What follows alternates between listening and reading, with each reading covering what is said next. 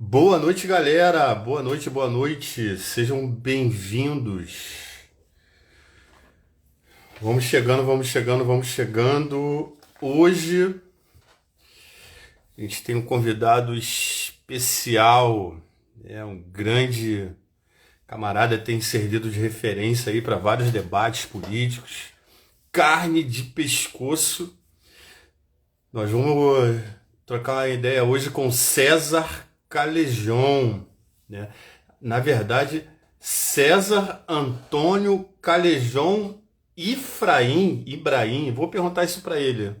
Não estou lembrando agora direito o outro sobrenome dele, tá? Seja bem-vinda, Milene. Seja bem-vindo, Fábio. Folha Social. Sejam todos bem-vindos. Sejam todos bem-vindos. Vamos entrando aí. Vamos jogar setinha pro lado, tá? Vamos convidar a galera para participar. Esperando aqui o Bruno.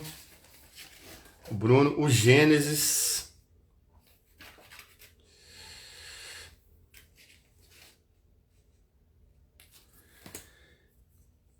Vamos lá, galera. Vamos jogar setinha pro lado aí, tá certo? A gente vai bater um papo com César Calejón. Tá? César Calejón que estava ainda agora no ICL segunda edição, tá? Boa noite, Gabi. Boa noite, Milene. César Calejón que estava no ICL ainda agora. Seja bem-vindo, Rômulo. Elvio Moraes, seja bem-vindo. Pessoal, vamos jogar setinha pro lado aí, vamos chamar a galera para participar, tá certo? Deixa eu ver aqui quem já tá entrando. Cadê o Brunão? Opa. Cadê o Brunão? Seja bem-vindo, Gênesis já chegou aí. Vou chamar o Gênesis. Gênesis, enviei para você aí o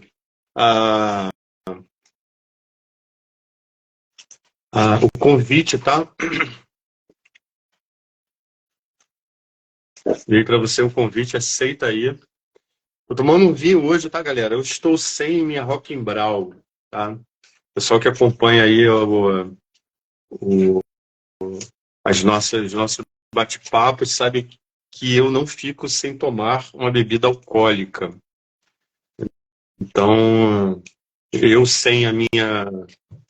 Oi, Beth, tudo bem? Tem que virar a câmera, tá, Gênesis? Ô, filhão. Virei, e aí? Tudo bem? Tudo bem, tudo bem. Ó, vamos... Calma aí, deixa eu chamar o César. Tudo bom, Gênesis? Tá bonito você, filhão. Rapaz, eu não tenho nem roupa para participar dessa conversa, hein? Pelo amor de Deus, hein? Mas já tá aí, já tá aí. Deixa eu mandar aqui pro César. Não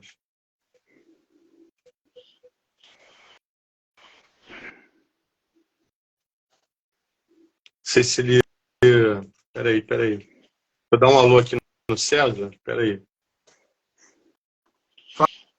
Fala galera. Fala Marcelo. Ih, o Marcelo travou aí. Travou. Boa noite aí, galera.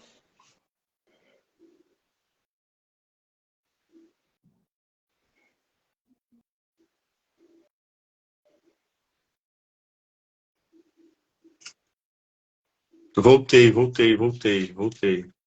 Cadê o Bruno? Voltou, mas o Bruno saiu. Acho que caiu aí o do Bruno. Fala, Júlio. Boa noite, Kelly.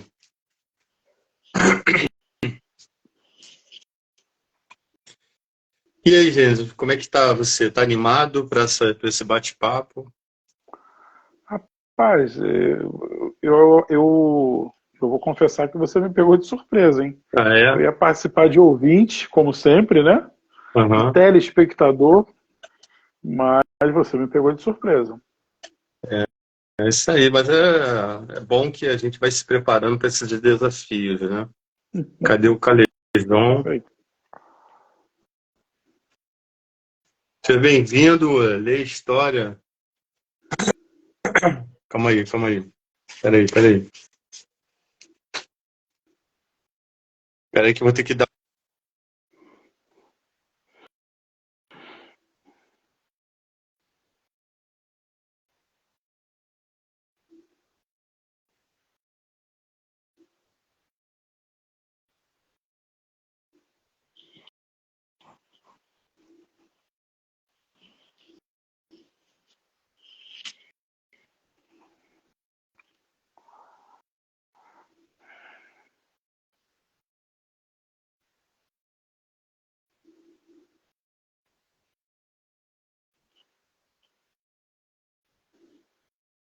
Oi, Gênesis. Cadê? Ah, tá aí. Agora sim.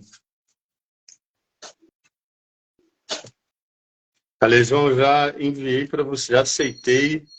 Salve, queridos. Salve, César Calejão. Boa noite. Boa Tudo noite. bom? Vocês estão me vendo? Boa noite, irmãos. Vocês estão me vendo e me ouvindo bem? Vendo Eu tô te vendo, bem eu tô te e ouvindo vendo. também. E aí, como é que você tá, cara? Bem, cara, estamos na correria aí, acompanhando essas movimentações no Congresso Nacional, votação do marco temporal, esse tratoraço aí que o Lira está querendo passar, né? Estava acompanhando isso de perto, estava fazendo o ICL, acabei agora na correria, Marcelo, sempre, cara. Graças a Deus, produzindo, mas tá tudo certo, graças a Deus, cara. E vocês? Cara, ó, o Bruno vai entrar aí agora também, tá? O Bruno conseguiu entrar. Seja bem-vindo, Bruno Falcão. Tá com a imagem um pouco embaçada, mas... Ô, César, quer dizer que você vai bater um papo com Mamãe Falei? É verdade isso? É verdade, cara. A gente vai ter um debate amanhã no Flow, naquele podcast que chama Flow. Cara, eu não me nego a debater com absolutamente ninguém, só que dependendo da forma como você se conduzir, você vai ter uma versão mais ou menos agressiva daquilo que eu posso produzir, entendeu? Se você quiser ter um debate genuíno e discutir teorias e tiver um debate mais acadêmico, beleza. Se você começar a utilizar parâmetros neofascistas, racistas, extremamente hipócritas, etc. e tal, você vai encontrar uma versão mais agressiva daquilo que eu posso produzir. Vamos ver o que acontece amanhã. Agora, debater, cara, eu jamais ia recusar um debate, sabe? O que quer que seja. Pode ser neofascista, pode ser o que for, mas, claro que nesse caso, a temperatura vai esquentar e eu vou me conduzir de uma maneira muito mais agressiva, como, por exemplo, eu procurava fazer na Jovem Pan, entendeu? O que eu nem gosto, honestamente, de fazer. Eu não acho que é o caso, mas muitas vezes a situação requer esse tipo de coisa, né? Sim. Cara, eu já vou fazer uma breve apresentação aqui de você, tá, cara? César Antônio Calejão, Ifraim ou Ibrahim? Ibra, com B de bola. Ibrahim. Você trabalhou em cursinho de inglês, é isso? Eu dei aula de inglês quando eu era moleque, cara. Eu tinha 21, 22 anos e precisava, ainda estava fazendo faculdade e precisava de algum dinheiro e tal, né? E dei aula de inglês, sim, durante uns 3 ou 4 anos. Surfa, dá rolezinho de skate. Aliás, assim, teve em vários lugares aí, né? Tu teve em Mentawai, né, cara? Já fui 2 vezes para Mentawai. Ao longo desses últimos 20, dos últimos 20 anos aí, eu fui para muito lugar, cara, de surf. Fui para México, Nicarágua, África, Indonésia, Austrália. Rodei legal, assim, para pegar onda, graças a Deus. Tive a oportunidade de conhecer esses lugares. Surf sempre foi um esporte muito importante na minha vida, porque eu pratico desde criança, quase, assim, né? Desde que eu tinha 8, 9 anos, comecei com bodyboard ali, aí de 14 comecei a pegar prancha de fibra. Então, agora, ultimamente que eu não tenho surfado, cara. Esse ano eu fui uma vez só pegar onda, porque uma doideira de lives e produção e lançar os livros e tal, então tá bem puxado, cara. Tu escreveu para Fluir? É. Na época do Rômulo Fonseca ali? Não, acho que era do Adriano Cogin, cara, que era o editor. E depois foi o Edinho Leite, que é um amigo meu aqui nem é um amigo próximo assim, mas é um cara que eu colaborei com ele. E eu me decepcionei muito, Marcelo, com essa galera do surf, sendo honesto, mano. Hoje em dia eu nem falo que eu sou surfista, sabe? Tipo, é que você me perguntou, eu não vou meter o louco de falar, não, eu não pego, não. Porque, cara, 80, 90% dos surfistas se demonstraram bolsonaristas, tá ligado? E no momento em que o Bolsonaro estava se expressando da pior forma possível, ele nunca deixou de fazer isso, né? Mas no momento em que ele deixava inequívoco que ele era misógino, racista, homofóbico e o caraca, e você tinha a galera do surf, entendeu, cara? Cara que você sabe que fumou baseadinho a vida inteira, vindo com papo moralista pra cima de você, mano. Metendo louco, de que, né, porque Deus, pátria e família, puta que te pariu, mano. Quem não te conhece que te compre, tá ligado? Então, aí eu me decepcionei muito, cara, com a galera do surf, me afastei de muita gente, parei de falar com muita gente, sabe? E, infelizmente, foi uma decepção o surf pra mim, cara, porque como eu comecei ali a me interessar por surf ainda criança na década de 80, tinha aquela ideia de que o surf era contra a cultura, entendeu? Era um movimento de resistência e tal. E isso aí veio por terra, cara. No skate também tem menos do que no surf. A galera do surf é mais bolsonarista, mais reacionária. Então, foi uma decepção forte. Furar essa bolha, o Calejão. A gente trouxe o Carlos Burle, né? Vamos trazer o Guilherme Erd, que topou na hora, trocar ideia com a gente. Felipe Dantas também vem conversar com a gente. Então, assim, na medida, né, Brunão, a gente tem conseguido trazer uma galera para cá, e a ideia mesmo é fazer com que, meu irmão, a gente consiga agregar o máximo possível, entendeu?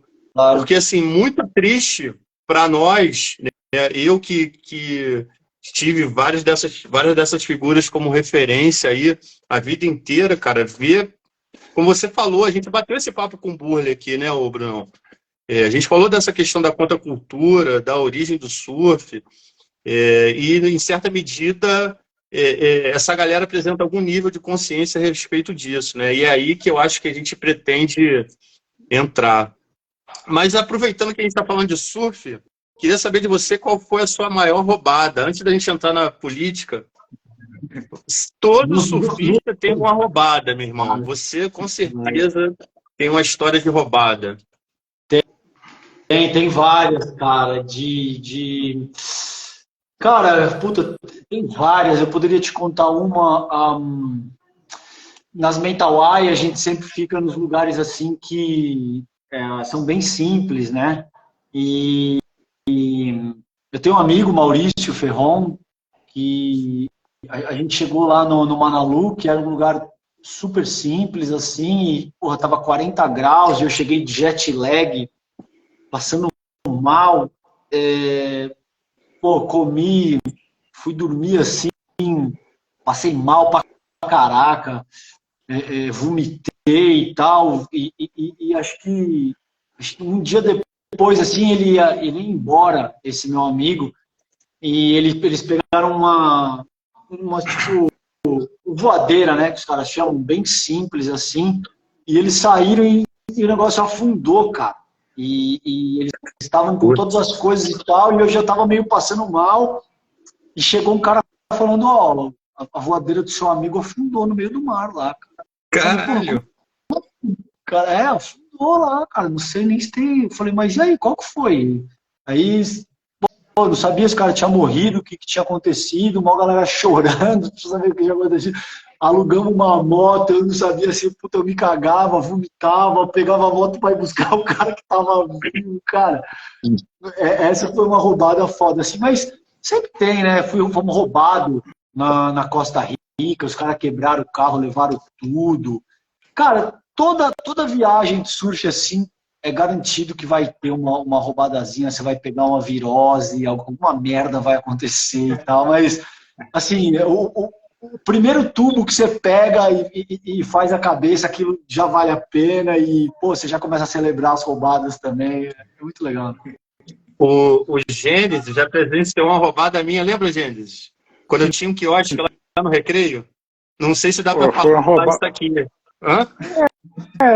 Mas a gente tinha o quê? Tinha 21 anos, 22 anos. Pô, eu vou fazer 49, acho que já dá, já prescreveu isso aí, né? Acho que pelo tempo já prescreveu. Não sei se dá para falar aqui, ué. Não sei se dá para falar aqui, vai.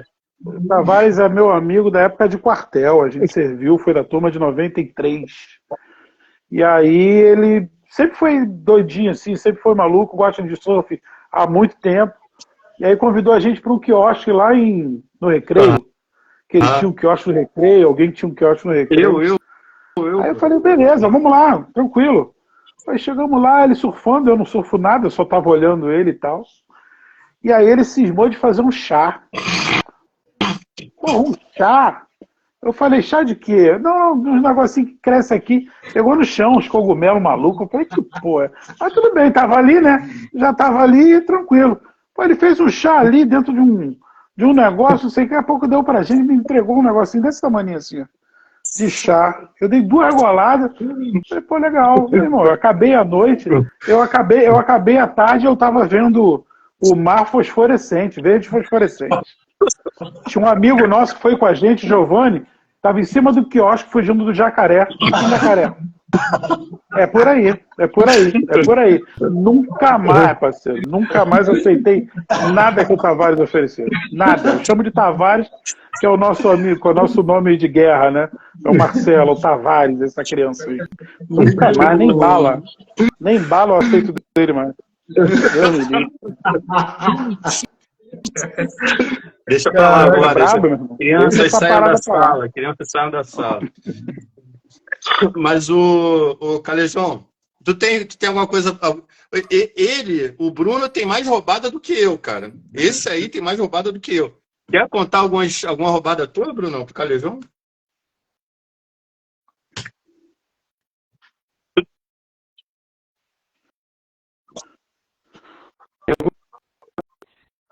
Brunão, teu áudio tá ruim, brother. Tá ruim? Teu áudio tá ruim. Tá. Agora melhorou.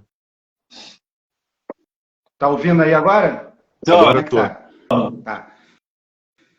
Então, um amigo meu, a gente resolveu fazer uma pesca submarina. A gente não, sem experiência nenhuma, né? A gente entrou no mar e a gente veio beirando aqui no Leme, tem uma pedra grande, né, que a gente vai beirando ela, sai lá na Urca. Você entra no Leme, você vai beirando a pedra e você sai lá na Urca. E a gente veio, eu desci numa toca aqui perto que eu conheço e fiquei tentando pegar os peixes ali. Ele seguiu. Nessa que ele seguiu, eu olhei e fiquei procurando, cadê o cara, meu irmão? E aí eu nadei, fui até lá atrás, o cara sumiu, desapareceu, meu irmão. E eu achando que ele tinha morrido, desesperado. Aí voltei, aí tem um caminho dos pescadores ali que o pessoal fica pescando. Comecei a perguntar, pô, vocês viram um cara mergulhando? Ninguém tinha visto o cara. Meu irmão, eu saí da água, fui em casa para ver se ele tinha saído da água e nada, e voltei lá. Eu fiz esse trajeto de ida e volta umas 10 vezes para ver se ele chegava em casa ou se ele aparecia no mar, eu já estava dando um amigo como morto, né? Porra, e depois de 1h30, mais ou menos, ele me aparece, meu irmão. Descalço, um sol de 40 graus, ele pegou uma corrente, teve que sair na Urca. E aí ele veio andando da Urca até o Leme num sol de 50 graus, chegou cheio de bolha no pé. Esse dia foi brabo. Calejão, eu queria trazer para cá, cara, para bater um papo, Dona Laura e seu Guilherme Beaton, será possível? Na hora de trocar, de ver um pouquinho como você funcionava, cheguei a esses dois, cara, duas de grandes cabeças, né, a sua mãe e o Guilherme, que exerceu influência na tua vida aí, cara. Dei uma olhada no trabalho dos dois, na produção dos dois, gostei muito, hein? Será que rola? Obrigado. Rola, lógico, se você quiser. Hoje eles não estão aqui, né? Eu estou na minha casa. Não, sim. A gente fazia uma parada só com eles. Claro que sim, cara. Se vocês quiserem, eu posso acertar isso sim, não tem problema não. Pô, o Guilherme está em Cuba. Ele tá agora, né? em Cuba? Ele é cubano. O Guilherme, ele está em Cuba porque a situação tá bastante difícil lá e ele está tendo que ver uma série de coisas e inclusive isso vai muito ao encontro do que as pessoas estão falando agora, Venezuela, que o Lula falou que é narrativa. Não, o Lula não falou que é narrativa a situação difícil que a Venezuela de fato se encontra. Agora, começar essa discussão sem considerar o embargo estadunidense, ou é muita ingenuidade ou é mau caratismo, entendeu, cara? E é óbvio que a situação está difícil, mas você tem o maior império da história humana embargando os caras há décadas. Então, mas rola sim, cara. Eu posso. Ambos são doutores em desenvolvimento humano e boa parte daquilo que eu advogo e das minhas ideias se formaram, né, no contexto do que a minha mãe e o Guilherme me apresentaram, principalmente no que diz a respeito a Vygotsky, cara, que é um cara que tem um negócio chamado foco histórico-cultural e que percebe o desenvolvimento humano a partir dessa dimensão histórica e cultural e não de uma maneira pré-formada, como se o teu desenvolvimento já tivesse prescrito na tua carga genética, por exemplo. Isso dá margem, a gente pode falar mais se vocês quiserem, mas isso forma essa noção de que seres humanos são pré-formados geneticamente, dá margem para o substrato que anima toda a proposta da extrema-direita. E isso não de hoje, isso desde a ascensão do fascismo italiano, na década de 30, do integralismo no Brasil, do nazismo, do Terceiro Reich na Alemanha. Tudo isso está permeado por essa dimensão de que existem seres humanos que são inferiores ou superiores aos outros geneticamente, e esse tipo de baboseira. Quer perguntar alguma coisa, Bruno? Gênesis? Eu queria perguntar, aproveitando que você está falando dessa questão do elitismo histórico-cultural, né? Isso acaba fomentando até no mundo do surf, né? A galera do surf que veio da contracultura, mas que está inserida nesse meio histórico-cultural elitista, né? E acaba reproduzindo o que a classe dominante ela impõe, né, aqui na nossa sociedade. O que você trata, assim, especificamente nesse livro aí, do Esfarrapados, né? É isso, cara. Esfarrapados está... Obrigado, Bruno, pela oportunidade de falar.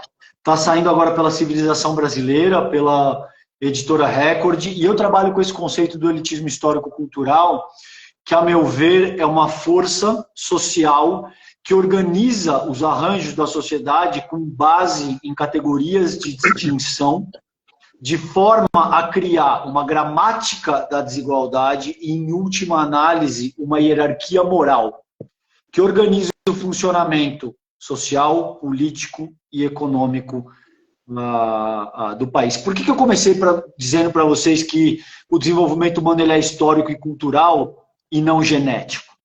Isso quer dizer que eu nego a parcela biológica do nosso funcionamento? Não. É óbvio que você tem uma parcela que é biológica.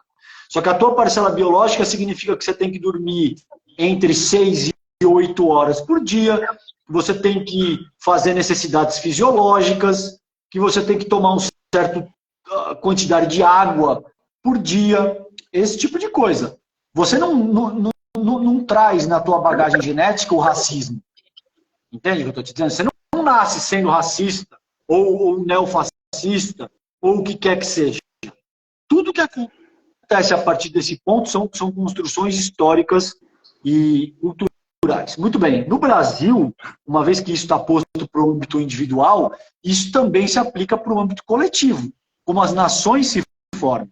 Então, a República Brasileira é resultado do legado histórico e cultural do que foi o Brasil colônia e do que foi o Brasil imperial.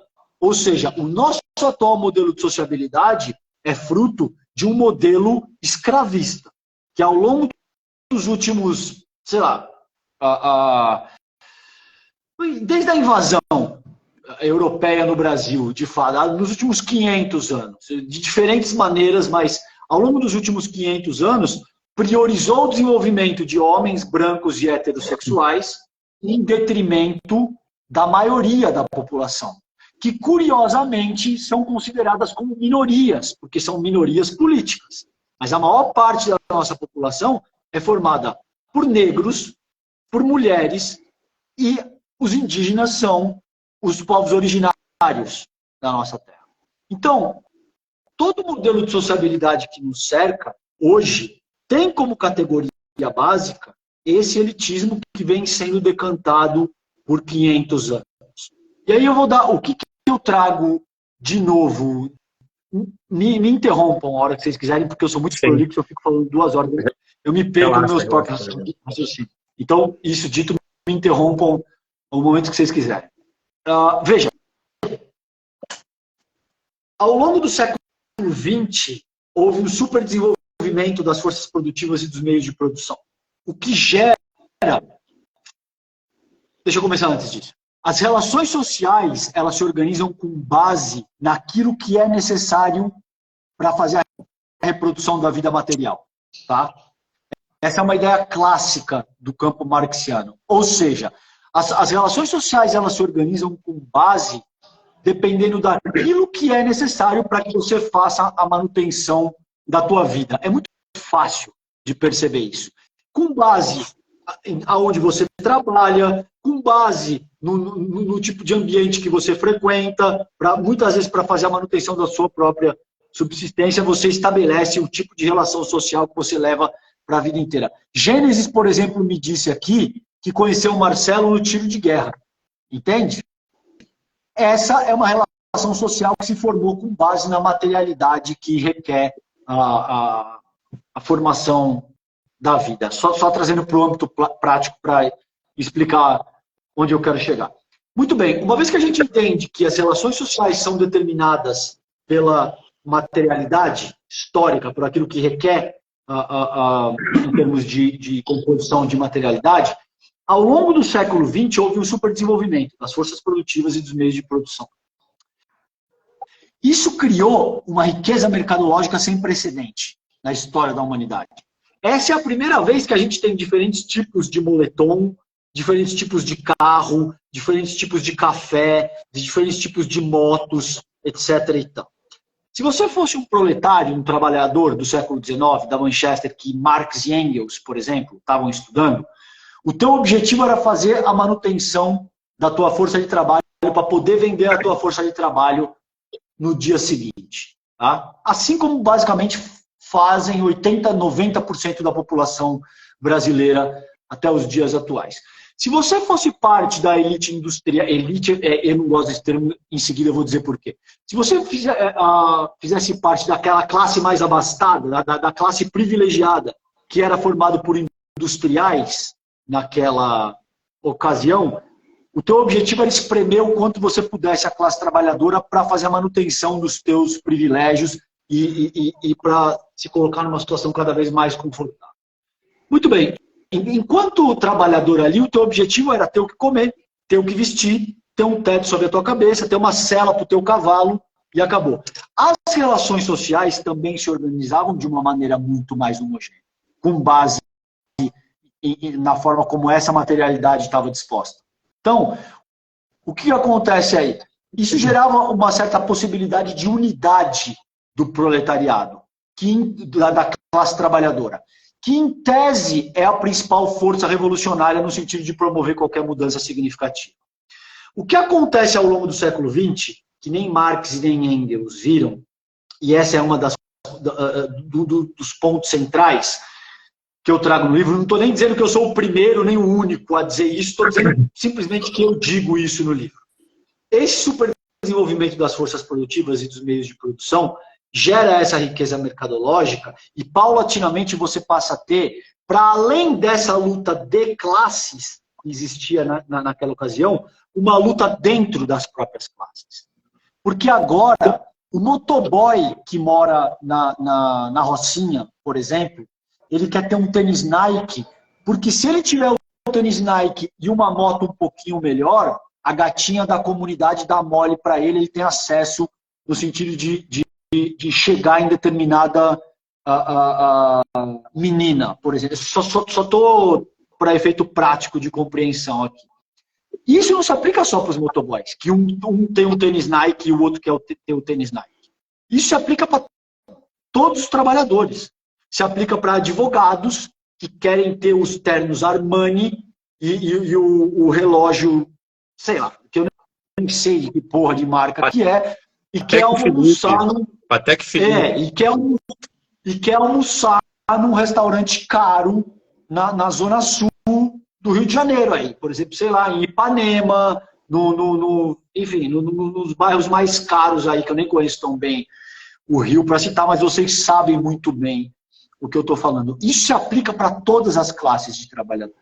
O que isso faz, a agudização do elitismo histórico-cultural, que organiza os arranjos sociais com base em categorias de distinção, que eu disse para vocês, é impedir a unidade do proletariado. Agora, você tem uma guerra de todos contra todos, o tempo todo. E isso se aproxima muito mais ao que Thomas Hobbes, por exemplo, chamava de o estado da natureza, que é uma guerra de todos contra todos. Curiosamente, a partir do iluminismo do século XVIII, que é o século das luzes, vende-se a ideia de que o ser humano começa a se articular com base no uso da razão, e que antes disso os seres humanos eram selvagens. Tá? E que a partir daí a gente começa a utilizar a razão para organizar as nossas sociedades, e a gente passa a viver num estado de civilização contra aquilo que seria barbárie, selvageria e tal. Recentes descobertas arqueológicas demonstram que esse não é o caso. Sempre houve complexidade humana. Sempre houve, para todos os lados. Não estou dizendo nem que era idilicamente, romanticamente perfeito, e nem estou te dizendo que era um caos da barbaridade, da selvageria e tal. Por que o iluminismo agudiza pelo menos essa dimensão elitista de muitas formas? Houve um processo de invasão da Europa nas Américas. E isso, nos salões do iluminismo, gerava debate. Gerava tipo, a gente pode fazer isso? A gente pode invadir outros lugares, promovendo assassinatos, estupros? Isso não era assim, ninguém discutia. Como em todas as sociedades humanas. Sempre houve discussão, sempre houve divergência, sempre houve algum nível de organização política. Sempre houve isso que nós estamos fazendo aqui. Entendeu? Claro que não com o smartphone e não com cada um em um lugar, mas as pessoas sempre se reuniram para determinar aquilo que elas acham pertinente e como elas devem viver. Muito bem, o que acontece aí é que com essa invasão da Europa, você tem, por exemplo, vou dar um único exemplo dos tantos que eu trago no livro, tá? E que eu cito o trabalho do David Wengrow e do David Grohl, que está no Dawn of Everything, que é o despertar de tudo. Desculpa, eu estou um pouco cansado, meu raciocínio começa a falar, estou falando o dia inteiro. O que acontece aí, gente? Tem um cara que chama John Locke, tá? No segundo tratado sobre o governo de John Locke, ele te fala o seguinte, que os indígenas que não cultivassem a terra não têm direito de propriedade sobre essa terra e, portanto, podem ser expropriados sem nenhum tipo de problema. Essa já é uma categoria elitista, para te dizer que, pela razão que for, existe um ser humano que é inferior ou superior ao outro e que, portanto, tem esse ou aquele direito. O que isso acontece e esse é só um exemplo que eu estou dando, você passa a ter toda uma forma de perceber o desenvolvimento humano desde os primórdios. Porque se você, por exemplo, conversar com um antropólogo tradicionalista, ele vai te dizer que a Revolução Neolítica, a Revolução Agrícola, há 10 mil anos, é um ponto de inflexão no desenvolvimento humano. Porque antes disso a gente era pouco complexo, a gente não tinha organização política. E com base na prática da agricultura, a gente deixa de ser caçador e coletor e passa a formar as primeiras sociedades mais fixas. Ora, isso não só não é verdade. Não só não é verdade. Fala, querido. Eu estou vendo, assim, muito do próprio Marx aí em você. Enxergo muita. E vejo muito, não sei se o Bruno vai concordar comigo, né? O Gênesis também. O Zé Paulo Neto, cara, não sei se você chegou a conhecer o Zé Paulo Neto. Claro, a Virgínia Fontes. Virgínia Fontes foi. Trabalhei com a Virgínia Fontes um bom tempo, né?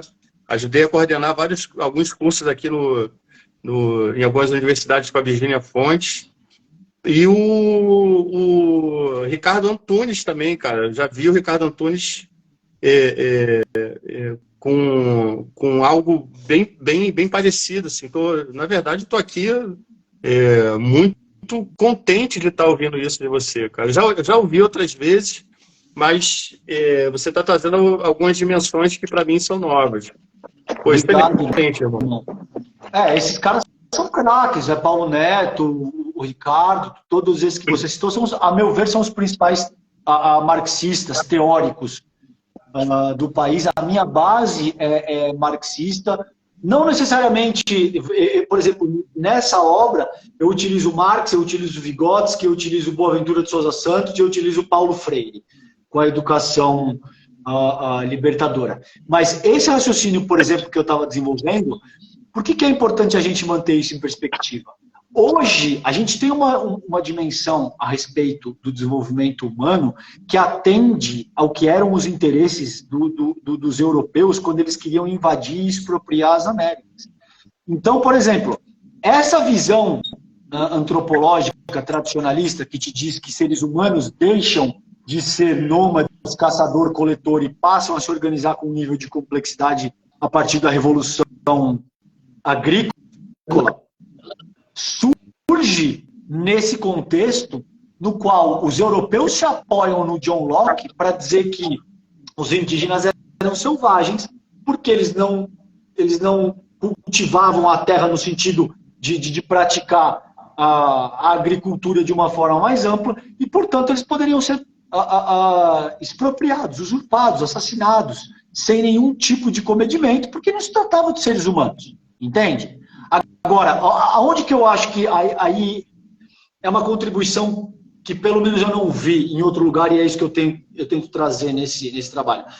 Com isso que eu disse para você, a agudização do elitismo histórico-cultural ao longo do século XX, que se dá muito por conta dessa riqueza mercadológica, as indústrias e tal, que acontece ao longo do século XX, agora você não tem mais um cavalo, você tem 30 tipos de carros.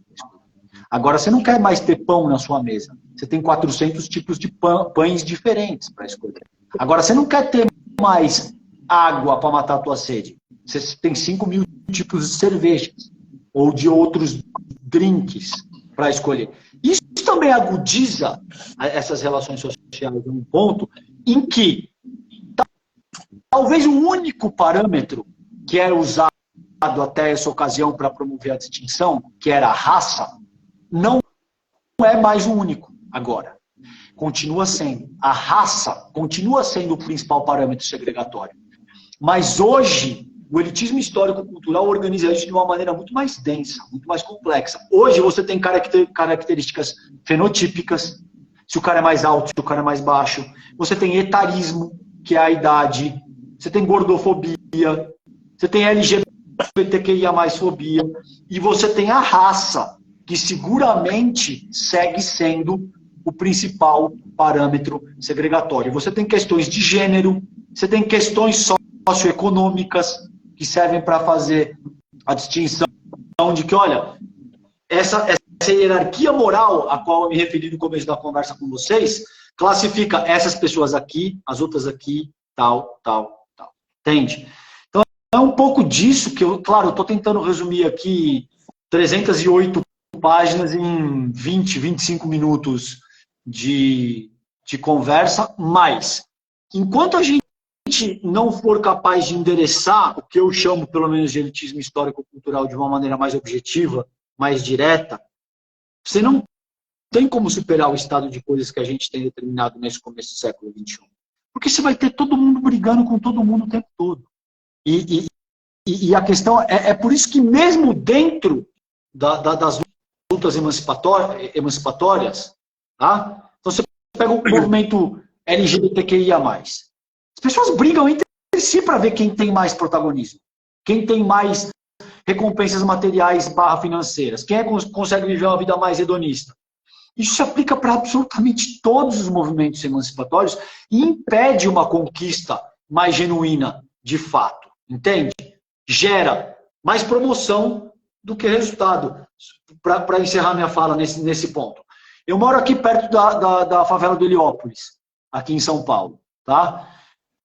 Há 40 anos eu passo na mesma região, para ir daqui de São Caetano. Às vezes eu vejo, por exemplo, as pessoas botam o punho fechado no Instagram e diz: a favela venceu. E aí você vê que é um cara que tem um talento específico.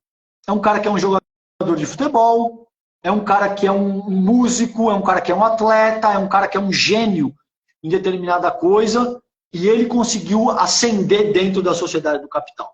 A favela não venceu. A favela continua sendo a favela. A favela, desde que eu passo ali, faz parte, desde que eu tinha 5, 6 anos de idade, continua sendo a favela. Continua não tendo saneamento básico, continua não tendo nenhum plano de desenvolvimento institucional para todas aquelas centenas de milhares de pessoas que ali residem. A favela não venceu porra nenhuma. Venceu um representante da favela que era extremamente talentoso e que conseguiu, pelo seu esforço, pela sua resiliência, sair de um contexto de agrura para ascender dentro da própria sociedade do capital. Isso não significa que a favela venceu.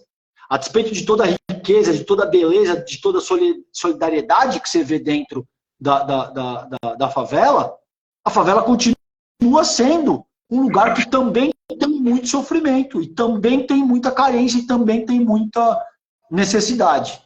Entende? Então, é um pouco por aí que eu vou com esses raciocínios. Vou parar de falar um pouco.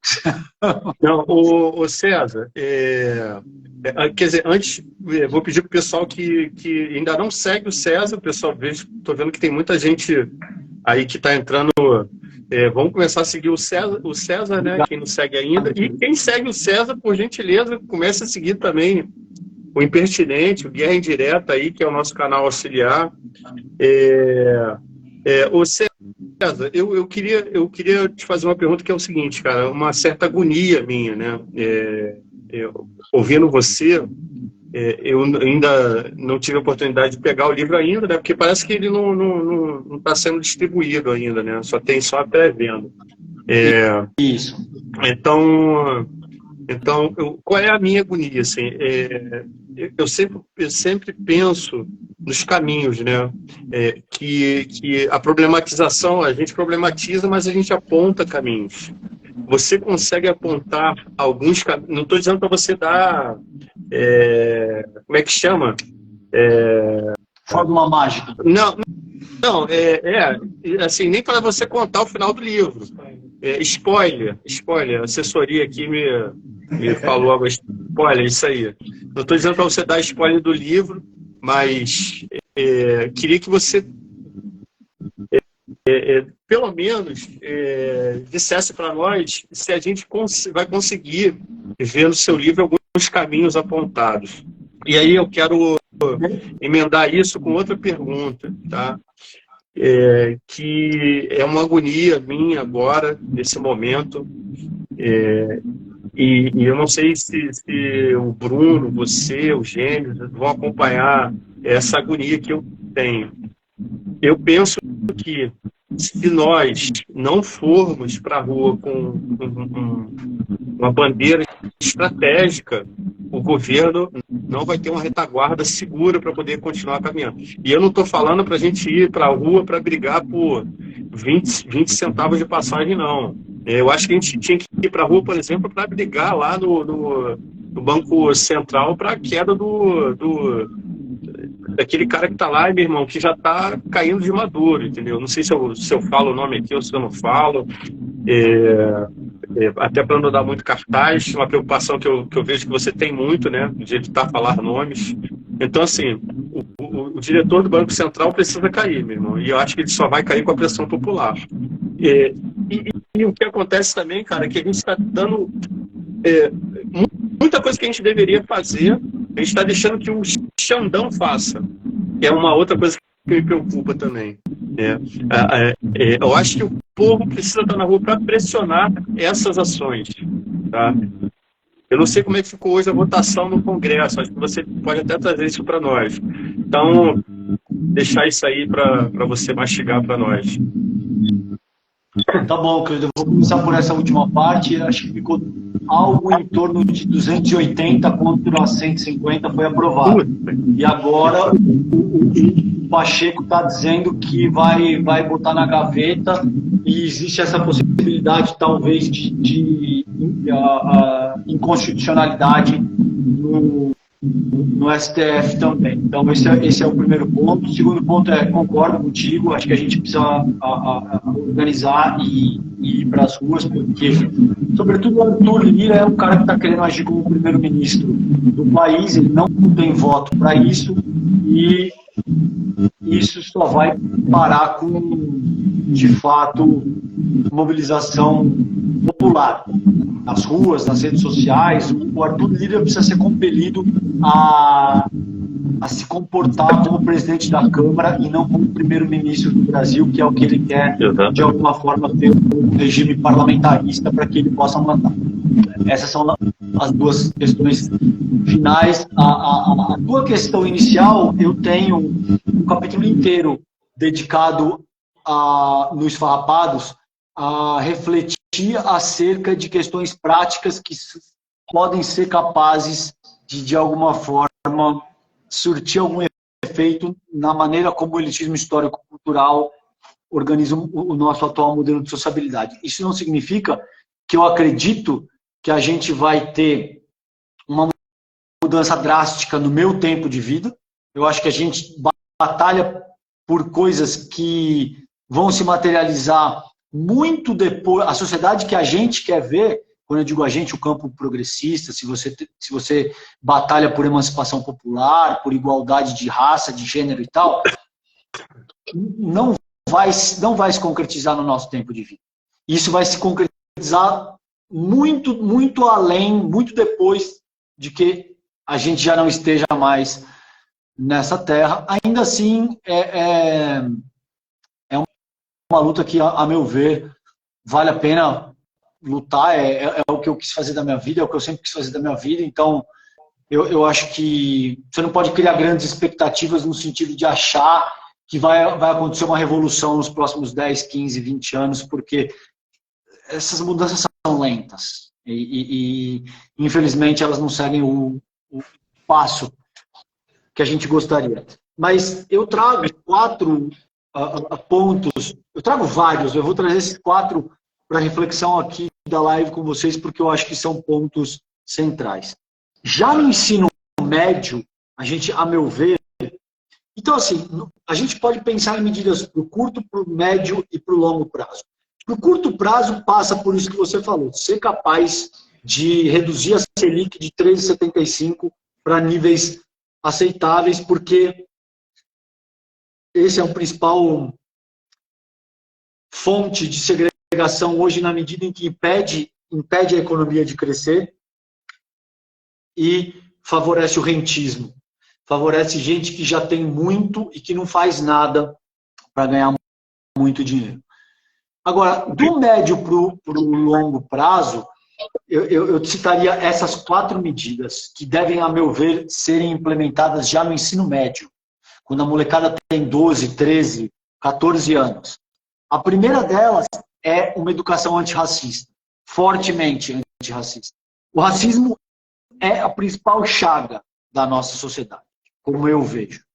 Então você já precisa de uma disciplina, que eu não vou me atrever, eu não vou ficar fazendo debate nominalista, dizer, eu cunhei e tal. Não, não é isso. Mas você precisa de uma disciplina que te dê conta de dizer, olha, o nosso desenvolvimento passa pelo Brasil colônia, passa pelo Brasil império, aqui houve a cabanagem, aqui houve a revolta dos malês, aqui houve a revolta das chibatas, aqui houve pá. Você precisa de uma educação altamente antirracista. Esse é o primeiro ponto. Sem isso, nós não vamos em lugar nenhum. Segundo ponto, você precisa ter uma disciplina que eu entendo que é economia política, já no ensino médio. Você precisa ensinar para a molecada que o atual modelo de sociabilidade que organiza a vida delas tem como parâmetro elementar economia política.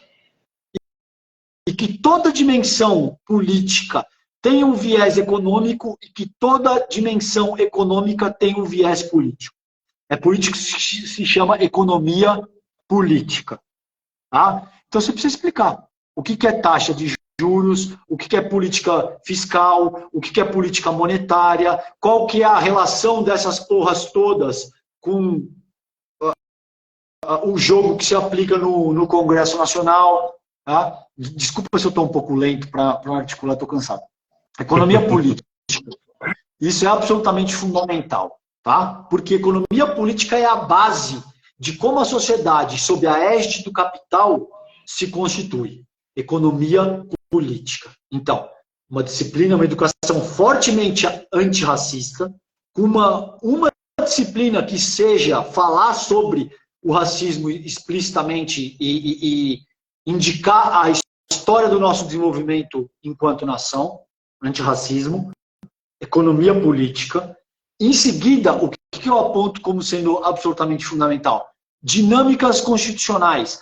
Não adianta a molecada sair do ensino médio sabendo física, química, matemática, que são disciplinas incontestavelmente, absolutamente vitais. Tá? Ninguém seria doido aqui de dizer que física, química, matemática, etc. e tal não é importante.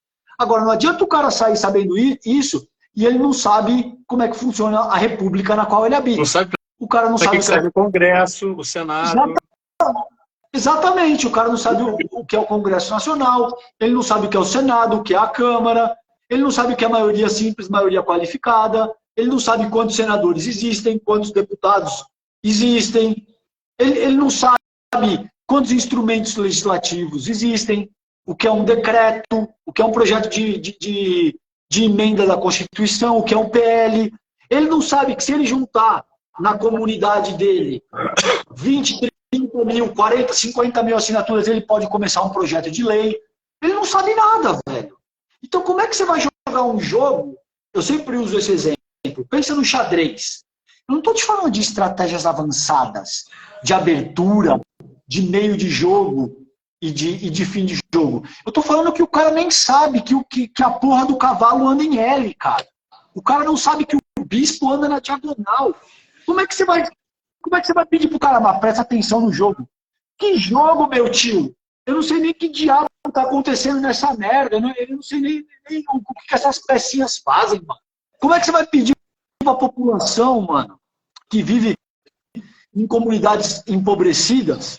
Ah, não, porque você precisa cobrar o seu deputado, o seu senador. O cara não sabe de porra nenhuma, mano. Ele tá preocupado com que eu vou ter que botar comida na mesa pro meu filho. O cara não sabe absolutamente nada. Então, dinâmicas constitucionais é o terceiro ponto. Ensinar já para essa criançada, e eu tô te falando para criança, não tô te falando para molecada que estuda nos colégios da Zona Sul do Rio de Janeiro, tá? Ou da Zona Oeste, aqui em São Paulo. Eu tô falando pra molecada da Tijuca pra lá, mano. Tá entendendo? Zona Norte, pra galera que mora em comunidade empobrecida, ensinar pra essa base o que são dinâmicas constitucionais. E por fim, já o política global, cara. Porque hoje a gente vive num planeta que, se você não entende que existe um conceito das nações e que uma exerce força nas outras, outras, para ter os seus interesses e as suas agendas atendidas, você também não tem condição de entender o jogo no qual você está inserido. Isso é o que eu chamo de pensamento crítico. É entender o funcionamento de um determinado jogo, de uma determinada dinâmica, e entender qual é a tua posição dentro dessa dinâmica. Então, se você tem pensamento crítico com relação ao surf, você entende como é que funciona o teu equipamento, a tua prancha, você entende como é que funciona a corrente no mar, você entende o que você tem que fazer, isso é pensamento crítico. Geopolítica global é absolutamente fundamental, porque senão você cai nesse tipo de esparrela aí da Lava Jato e acredita nesses palhaços que estamos combatendo a corrupção. A gente está combatendo a corrupção. Entendeu? Enquanto tem forças estrangeiras que querem manter o país, o Brasil, como a grande fazenda do mundo, exportando commodities, soja, minério de ferro, enfim, esse tipo de coisa, importando produtos manufaturados com valor agregado e sem ser capaz de se desenvolver. Não pode mexer com energia atômica, não pode mexer com tecnologia de ponta, não pode investir em desenvolvimento de pesquisa. E aí você tem desde 15 milhões de pessoas, que é a nossa atual composição hoje, 200, 300 mil milionários, algo como 300, 400 bilionários, 300, 400 pessoas que são bilionárias, uma classe média que tem entre 15 e 20 milhões e 180 milhões de pessoas que não tem porra nenhuma, basicamente, que vive de trabalhar de sol a sol para poder vender a sua força de trabalho no dia seguinte. É isso que está em jogo aqui, entende? É Marx purinho, meu camarada. É marxismo na veia. Sensacional, Calejão. Eu já tinha ouvido você falando dessas categorias, né? Geopolítica global, dinâmica constitucional, economia política, né? Combate ao racismo. Eu já tinha ouvido você falar, mas é essencial, né, que a gente comece a entender isso. Bom, perfeito, Calejão, perfeito. Obrigado. Bom, matado um pouquinho da minha ansiedade, estou um pouquinho mais leve, já posso começar a pensar em amanhã, começar a convocar as pessoas aqui para ir para a rua, já que o comandante César Calejão deu a ordem, vamos começar a seguir, né? Amanhã a gente já começa a tocar fogo. Né? O nome de comandante ele tem, né? Calejão. Já tem, né? Comandante Calejão. É isso aí, meu irmão. Mas, cara, sabe o que eu acho importante? Ir para a rua é fundamentalmente importante, mas esse ambiente no qual a gente está hoje é a nova ágora, é o novo ponto de congregação também. Então, o que vocês estão fazendo aqui é política. O que vocês estão fazendo aqui equivale a ir para a rua na década de 60, na década de 70, na década de 80. Eu não estou dizendo que isso tem que substituir. Eu não estou dizendo que as pessoas não devem, portanto, ir para a rua. Mas o que vocês estão fazendo aqui já é fomentar pensamento crítico, já é fomentar o debate. E eu acho que passa por isso no sentido de estimular, cara, a população. Então, principalmente uma vez que a gente tem internet na mão, a gente precisa chamar essas pessoas que são atores, músicos, atletas, influenciadores, gente que tem, sei lá, centenas de milhares de seguidores em rede social, essas pessoas precisam ser compelidas e chamadas à responsabilidade no sentido de que, porra, mano, você age como se você nunca fosse morrer? Mano? Você não quer deixar o mínimo legado de avanço? Se o cara disser não, então tudo bem. Então vai se fuder pra lá e beleza. Vai se fuder tranquilo e beleza. Se você não quer, cara, se a tua parada é só você gozar, é só você viver barão, e você já tem isso, então, puta, não tem muito mais que eu possa fazer pra te convencer de porra nenhuma. Agora, eu tenho certeza que tem muita gente, cara, que quando é confrontada com esse tipo de raciocínio, o cara entende o que está em jogo. E ele não vai perder os privilégios dele. Eu não vou perder os meus privilégios por ser branco. Você entende? Isso não é algo que nem querendo eu posso mudar. O fato de ser homem, branco e heterossexual não vai mudar, mano. Eu nunca vou saber o que é essa dor. Você entende? Agora, eu posso escolher. Ou lutar para, de alguma forma, como eu disse para vocês, ao longo dos próximos 200, 300, 400, 500 anos, 1000 anos, 1500 anos, sei lá quanto, eu sei que é a perder de vista. Não é algo que vai acontecer no curto prazo. Ou eu posso ficar confortável, mano, com a minha bunda sentada no pudim, pegando onda e cá estamos. Já aí o problema não é meu. O problema não é meu. Foda-se. Eu acho que o problema é meu. É verdade que eu não sinto essas dores na minha pele? É verdade. Nunca senti, mano. Nunca senti. Eu nunca soube o que é chegar numa loja e o cara te olhar feio porque eu sou negro. Eu nunca soube o que é alguém me olhar feio porque eu sou gay. Nunca soube o que é isso. Agora, eu continuo sendo humano. Me dói, tá ligado, mano? Quando eu vi a fita do Vini Júnior, eu sinto vontade de chorar, mano. Honestamente, eu sinto nó na garganta, eu começo a me tornar misântropo. Eu começo a sentir ódio da minha própria espécie, velho. Eu tenho que me controlar pra não, tipo assim... Ser humano é uma bosta, velho. Vai tomar no cu essa porra toda, que merda. Entende? Então, assim, a despeito de não sentir essa dor de uma forma imediata na minha pele, que a segregação que o elitismo histórico-cultural produz, me machuca. Porque eu ainda sou humano. Eu ainda sinto a dor do outro. A despeito dessa dor, de eu entender que eu nunca vou saber o que é isso na minha própria condição. Entende? Então, acho que passa por sensibilizar as outras pessoas. E esse trampo vocês estão fazendo aqui, cara. Agora vamos pra rua, que a gente vai precisar. Seguramente a gente vai precisar ir pra rua.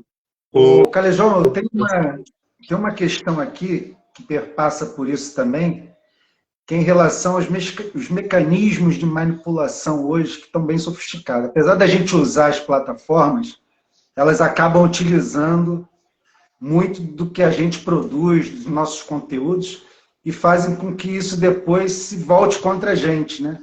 Manipulação, enfim. E você escreveu também sobre a questão do lawfare, né, do neofascismo no Brasil. A gente esteve aqui com o Henrique Pisolato. Ele foi uma das vítimas do lawfare. Aliás, rapidinho, Brunão, rapidinho. Aliás, Calejão, quando você vier ao Rio de Janeiro, a gente precisa marcar para jantar no Henrique Pisolato, meu irmão, porque o cara faz uma comida, filhão. Que puta legal, que pariu. Ó, meu irmão, o cara manda muito na cozinha, cara. Não é pouca coisa, não. O cara manda muito na cozinha. E faz um limoncello. Putz, sensacional. Quando você vier pro Rio, a gente marca com ele. Combinado. Muito legal. Vamos sim, certeza. E essa conversa, inclusive, com o Pisolato, esclareceu muito para a gente sobre o lawfare, né? Você teve um livro que você escreveu sobre o lawfare também, né? O que tem ali escrito? Sobre perdas e danos, que é esse livro ao qual você se refere, ele é uma coletânea de artigos que eu escrevi para veículos de comunicação entre 2019 e 2022, os anos do bolsonarismo. Então, eu escrevi muito para o UOL, eu escrevi para a Carta Capital, eu escrevi para outros veículos de comunicação que eu não vou lembrar agora. Eu escrevi para vários veículos de comunicação e aí esse meu editor falou: cara, vamos juntar essa porra toda que você tem aí e fazer uma compilação. E o texto de abertura é do Jamil Chad e o prefácio é do Eduardo Moreira. Então, ou posso falar, não lembro agora. Quem participa desse... Eu produzi tanta coisa, cara, no último período aí que eu perco um pouco a perspectiva, mas nesse livro tem o Jamil Chad, jornalista, e o Eduardo Moreira comigo, eu não lembro exatamente fazendo o quê. No que diz respeito ao lawfare, Brunão, que é a tua pergunta, o lawfare essa é a definição do Rafael Valim, do Cristiano Zanin, que é o advogado do Lula, e da Valesca Martins, eles têm um livro que chama Lawfare, Uma Introdução, que saiu pela Contracorrente, que é a editora do meu segundo livro, O Tempestade Perfeita. Segundo eles, o lawfare é o uso estratégico do direito a fim de deslegitimar ou caçar, ou, enfim, promover dano para um adversário, um desafeto político. Tá? Então, o lawfare, o caso mais descarado é o que aconteceu na Lava Jato. Né? Se vocês peguem o último vídeo que eu postei aqui no meu Instagram, não sei se vocês já assistiram isso, eu fui no Inteligência Limitada do Vilela, semana passada, e o Deltan Dallagnol, essa figura cretina, foi 3 dias depois. E tem toda uma estrutura do lawfare que eu expliquei na segunda-feira, que é os Estados Unidos, ao longo dos últimos 15 anos, passaram a usar a bandeira contra a corrupção. Por quê? Porque isso dá poder de polícia para eles. Tá? Isso dá poder de polícia, no sentido de que ninguém vai se pôr a favor da corrupção. Assim como ninguém ia se pôr a favor do terror. Assim como na década de 80 ninguém ia se pôr a favor das drogas. Entende? Apesar dessa questão das drogas já ter mudado muito ao longo desses últimos 40 anos. Muito bem, eles adotam um negócio que chama FCPA, que chama Foreign Corrupt Prevention Act, que é uma espécie de legislação que dá poder de polícia, de forma ultra resumida, para os Estados Unidos atuarem ao redor do mundo, alegando que aqui, ó, vocês são corruptos, tá?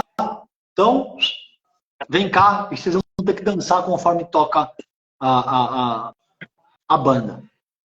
Em 2008, o Departamento de Justiça americano começa uma operação que é chamado Projeto Pontes. Vocês pesquisam no Google aí.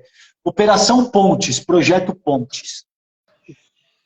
O que a operação faz é ensinar a Polícia Federal Brasileira como utilizar o combate à corrupção como uma narrativa no sentido de destituir o presidente da República.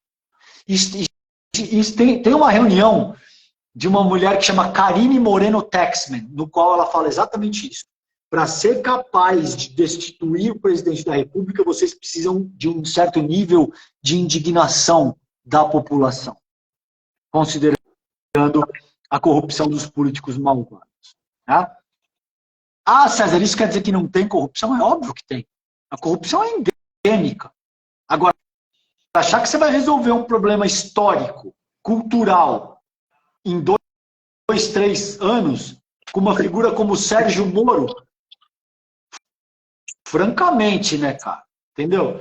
Então, isso que tem aí, você tem procuradores que deixam isso muito claro, que dizem que sim, a gente tinha um processo de colaboração, não precisava passar por nenhum tipo de formalidade ou de atender os ritos legais e constitucionais do Brasil, e aquilo ali é o nosso quintal.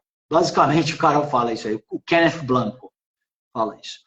3 dias depois que eu contei essa história lá no Vilela, o Deltan Dallagnol foi lá e falou, basicamente isso aí mesmo. É isso aí mesmo. Ele nem nega, compadre. A gente aprendeu com os ele americanos, ele falou isso. Exatamente. Ele nem nega. Ele chega ali e fala, que umas técnicas ali, o acaso nos favoreceu. E a gente aprendeu uma pá de coisa aí com os americanos. Então, assim, o lawfare é um problema porque ele não se aplica só para políticos ou só para figuras específicas, entende? Leiam um livro que chama Arapuca Estadunidense. Não sei se vocês já ouviram falar dessa parada. Irmão. Já leu, né? E no dia, já. Inclusive o Henrique Pisolato fala dessa parada, fala desse livro direto aí. O Arapuca Estadunidense estadunidense conta a história de um executivo que chama Frederick Pierucci. O Frederick Pierucci era um alto executivo da Alstom, tá? De forma ultra resumida. A General Electric, que é uma gigante do capitalismo americano, queria comprar o setor de caldeiras da Alstom, tá? Só para vocês entenderem como é que o lawfare funciona no âmbito prático. A França ia vender porque, primeiro, é um negócio extremamente lucrativo. Segundo, que o setor de caldeiras da Alstom era uma peça fundamental para compor toda a estratégia nuclear da França. E por que isso importa? Porque os caras falam, a gente vai invadir o Iraque.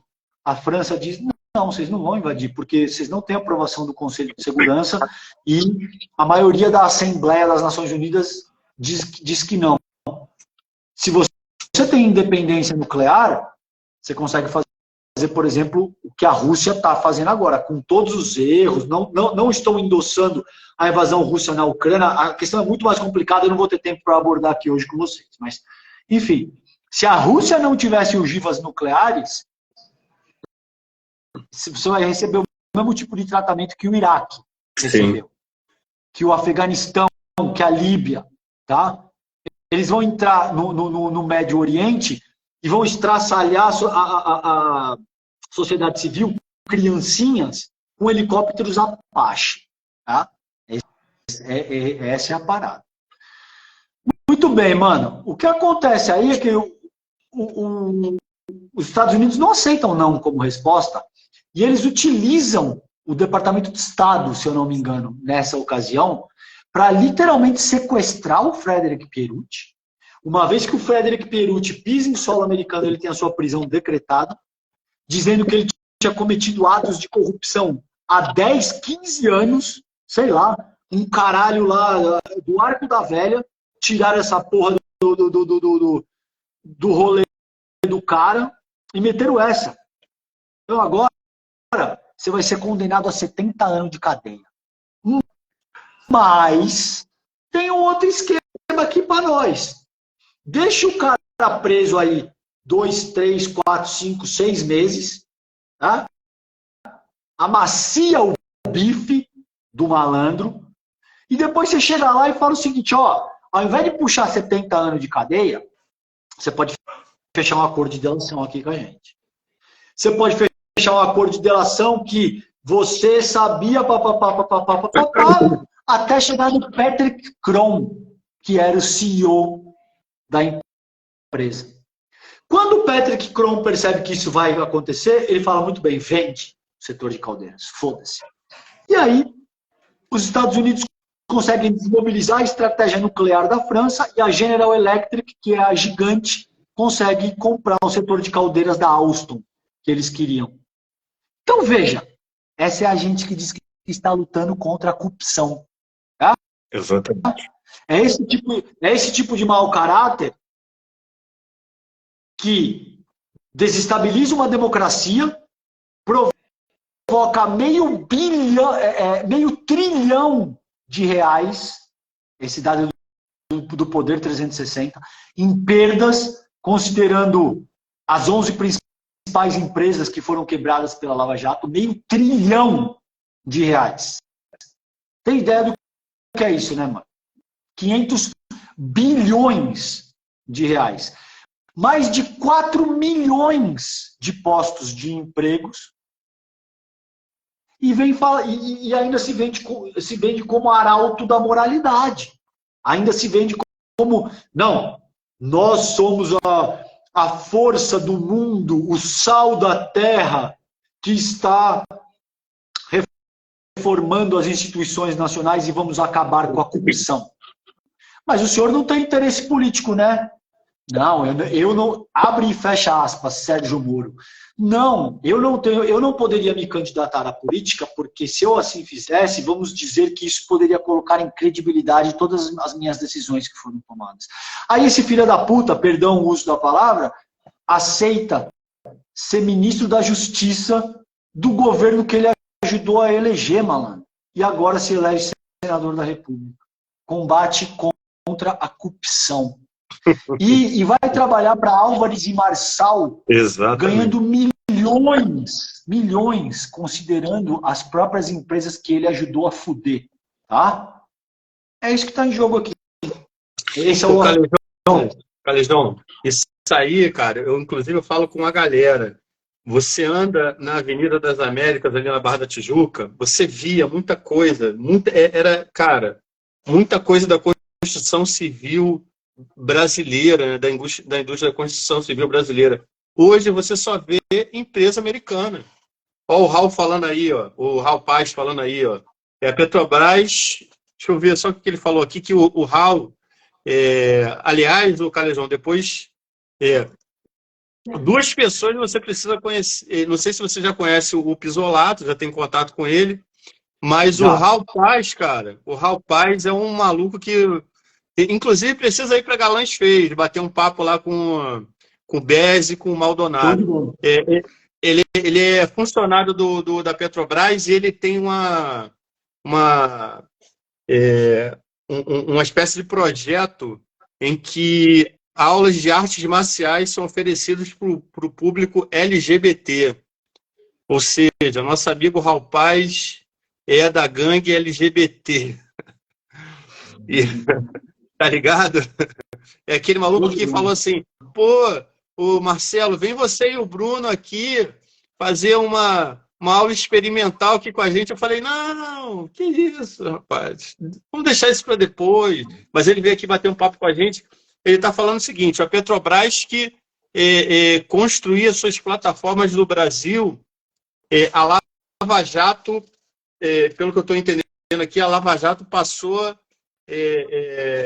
a régua e parece que não está rolando mais essas construções por conta da Lava Jato, tá? A Petrobras passou a construir plataformas na China, ele está falando, por conta da Lava Jato, né? A Avenida das Américas, Calejão, é só construtora gringa. A indústria da construção civil nacional já era. É isso. Agora, a Lava Jato destruiu toda a indústria naval e a indústria de construção civil brasileira, entre outras coisas. A indústria aeroespacial também, né? Agora, qual o interesse dos Estados Unidos em sufocar o crescimento brasileiro, hein? Cara, a meu ver, o interesse é claro, Brunão, porque em relações internacionais a gente trabalha com o que a gente chama de zonas de influência. A gente está na zona de influência do que é o maior império humano até essa data. Ah, mas os russos não têm ímpeto imperialista, a China não tem ímpeto imperialista? Seguramente eles têm, mas de outra forma. De outra forma. A China tem uma filosofia que vem desde Confúcio, entende? Então é absolutamente outra parada do que faz o tio Sam ao redor do mundo. Basta ver a realidade material dos fatos. Qual outro país que tem 800 bases militares espalhadas pelo mundo? Qual? Você vê a Rússia expandindo a sua aliança militar para a fronteira com o Canadá? Ou na América Central? Você vê a China fazendo isso? Agora, você vê os Estados Unidos fazendo isso. Você vê os Estados Unidos querendo expandir a OTAN cada vez mais para o leste europeu, querendo colocar striking weapons, armas de ataque, que são capazes de levar uma ogiva nuclear para Moscou em 5 minutos. Você acha que o Kremlin vai permitir uma merda dessa? No caso do Brasil, a gente é tão passivo, a gente é tão frágil intelectualmente, que eles nunca nem precisaram invadir, velho. Vejam, por exemplo, o que é a Operação Brother Sam. Vocês conhecem isso? Sim. Né? A Operação Brother Sam em 1964. Os caras não precisaram nem invadir, velho. Cara, o brasileiro médio, sobretudo a nossa classe média, que é a mais cretina e reacionária do mundo, é o cara que se derrete por Top Gun, cara. É o cara que fica assistindo Top Gun e tá ligado? É tão frágil que não precisa chegar às vias de fato. Boa parte das classes mais abastadas e privilegiadas do Brasil, e, portanto, quem manda na nação, entrega isso aqui de mão dada. Os caras falam, tem um amigo meu que fala, para mim seria melhor que os Estados Unidos tomassem conta mesmo. Você é um otário. Me desculpa, você é um otário submisso. Fazer o quê? Tá ligado? Agora, infelizmente, essa é a nossa mentalidade. Então, para eles, o que interessa? O Brasil é o grande fazendão, tá? Vocês ficam exportando aí produto primário, consumindo produto importado, manufaturado, perdão, e não tenham nenhuma grande pretensão. Vocês são o nosso quintal, mano. Vocês são, assim, tem um trabalho sujo, a gente quer que alguém faça, vocês vão lá e fazem. Quando a gente precisa, a gente vai lá e usa a nossa soberania sobre... Vem sendo assim. A gente vem tomando golpe atrás de golpe. Basta a gente ter um único governo, tá? Que é capaz de promover o mínimo de emancipação popular, que você começa a ter Tio Sam, Rede Globo, Estadão, o caralho todo, mano. Os caras já... E é isso. Aí você tem a riqueza de renda e capital concentrado num nível... Porra, dá um rolê no Rio de Janeiro, cara. Dá um rolê aqui em São Paulo, você vai ver. Andar não tem outro lugar do mundo, cara. Talvez assim, África do Sul.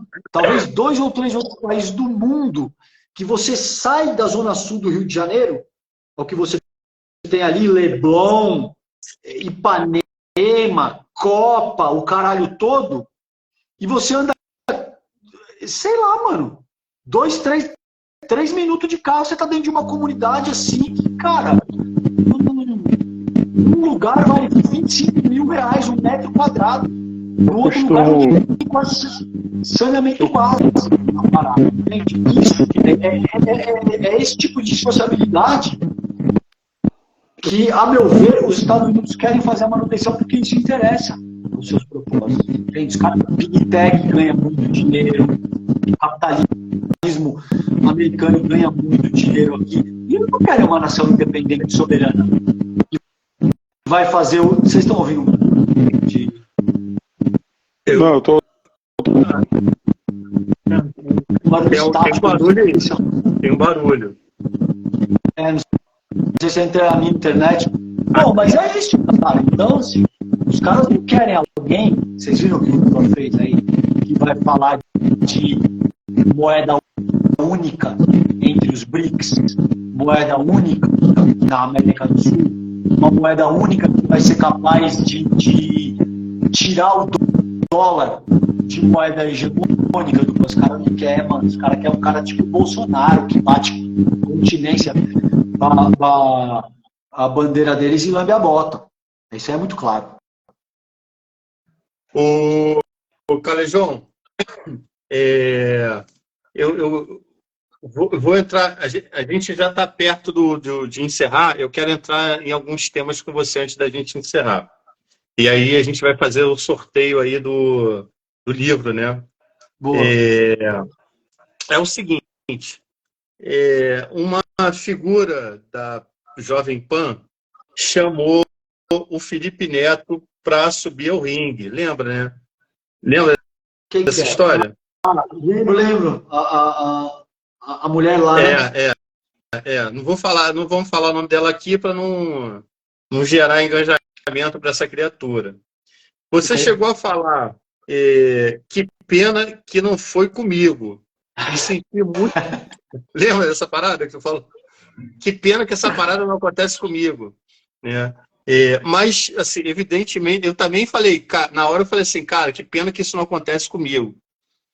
Mas, saindo do calor do momento, quero fazer uma pergunta. Quem dessas figuras você chamaria para subir ao ringue? Eu tenho 2 figuras, cara, que eu vou falar aqui. Eu vou falar o nome, inclusive, tá? Que eu chamaria para o ringue. E se eu visse na rua, meu irmão, eu ia tampar na porrada, não tem o menor problema. O gente sabe que eu não tenho ética nenhuma, entendeu? Se eu ver na rua, eu saio cobrindo na porrada. Paulo Bilinski meu irmão, se eu ver esse maluco em qualquer lugar, meu irmão, ele vai sofrer. Ele vai sofrer. E o Daniel Silveira, meu irmão, não quero nem saber se ele é policial, se ele anda armado, não quero nem saber, meu irmão. Ele vai ter que se fazer, ele vai ter que fazer na mão comigo, meu irmão. Essas figuras, meu. O Paulo Belisque, então, ele tá no top total da parada, meu irmão. Esses dois malucos, se eu ver na rua, eu não vou ter nenhum tipo de pudor, de ética, nada disso, meu irmão. Eu vou, inclusive, passar o resto da minha vida muito bem, tá? Mas aí eu quero perguntar para você, qual dessas figuras aí que precisam tomar umas porradas você chamaria para o ringue? Não, eu não posso, Marcelo, eu entendo. Eu, inclusive, não posso, cara. Cara, eu pensei muito depois que eu disse aquilo e eu tô nessa luta faz tanto tempo, eu me sinto cansado. Eu me sinto cansado. Quando eu vi a parada do Vini Júnior, aquele dia que eu falei pra vocês que eu chorei pra caralho e às vezes eu vou entrar numa live e hoje em dia eu preciso me acalmar, entende, mano? Porque eu não posso estimular esse tipo de coisa. Então eu postei, só pra vocês entenderem, ser totalmente transparente aqui com vocês. Um jogador do Ajax dando uma bomba no maluco, que é um torcedor, que chamou um companheiro dele de time. Ah, não vou nem repetir. O cara utilizou uma ofensa racista. E eu postei aqui. Foi o hooligan. Não foi o Acho que sim. Acho que sim. Eu postei aquela cena do maluco dando uma baga no outro e falei curso rápido de como lidar com fascista, racista, etc e tal. E aí tem pessoas que eu gosto muito, que eu respeito muito e que eu escuto, e essa pessoa me ligou, eu não vou falar quem é, e essa pessoa me ligou na mesma hora e falou, Calejão, ok, eu entendo que você está magoado, eu entendo que você está cansado, eu entendo que você está lutando, faz 10 anos que eu estou nessa luta agora, isso começa em junho de 2013, mas você não pode fazer isso agora, cara, porque agora a tua voz tem outra ressonância, você tem centenas de milhares de pessoas na internet e o caralho, e se 0,1% dessas pessoas que te escutam tiverem dispostas a fazer isso, você vai estar catalisando violência física com possível mortes correlatas. E aí eu pensei nisso e eu preciso ser melhor do que isso, cara. Eu não posso... Por mais que eu sinta frustração, raiva, ódio, eu sou humano, eu sinto todas essas coisas, mas quando eu disse isso dessa mulher, eu pensei, falei, eu não posso me conduzir dessa forma, eu preciso ser melhor do que isso, eu entendo que é muito frustrante ver uma palhaça como aquela batendo no peito, cantando de galo e tal, mas não dá, cara, porque as consequências são nefastas e vai absolutamente contra tudo aquilo que eu acredito, entende? Então, eu te diria que isso, cara, tem muita gente que é desprezível, miserável, puta, você sente nojo. Amanhã eu vou conversar com o Arthur Duval, por exemplo, que é um cara que, assim, mano, eu tudo que ele diz eu sou contra, basicamente, entendeu? Mas eu não acho que é por aí de vou quebrar tua cara até porque, cara, eu não sou um cara que sabe sair na mão, tá ligado, velho? Até treinei arte marcial durante muito tempo, MMA mesmo e tal, mas assim, nunca na rua mesmo eu nunca briguei, tá ligado? Nunca briguei na rua. Então, assim, não é algo que eu queira fazer. Apesar de eventualmente até saber socar, saber chutar e tal, não é algo que eu fiz ou que eu queira fazer, dar um soco na cara de alguém no meio da rua. E não é pra isso, cara. O forte, a meu ver, da esquerda é o pensamento crítico, é a bagagem, é a leitura, entendeu? Se a gente vai por aí, essa é a linha do fascismo, cara. É isso que eles querem, entendeu? Isso é o campo de atuação desses caras, né? Mas você tem razão, eu disse isso lá na Galãs Feios e eu não devia ter dito isso aqui. Não, tanto é, Calejão, que eu falei, naquele momento eu percebi que você falou porque é o natural, soa. Mas o que eu estou falando aqui para você, de mim, é de cabeça fria, meu. O Gênesis, ele sempre fala, irmão, você não pode fazer mais isso. Esse time, ele fica de guru, né? Meu irmão, esfria essa tua cabeça, eu não consigo, Calejão, eu não consigo. Desculpa, aí eu posso perder a gente pode perder até uma porrada de seguidor aí, mas eu não consigo, meu irmão. Se eu ver um cara desse, eu juro, meu irmão, eu vou sentar na porrada. Eu não tenho o menor problema, não tenho esse pudor. Sabe? Eu entendo você, inclusive falo aqui, ó, crianças, não tentem fazer isso em casa, tá? Não tentem fazer isso em casa. Mas óbvio, né? Eu entendo o que você está falando, eu acho que eu estou me expressando como ser humano, porque eu tenho os meus limites também.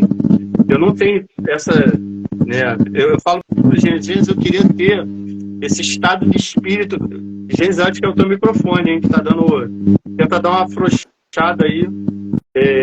Melhorou? Melhorou. Mais ou menos.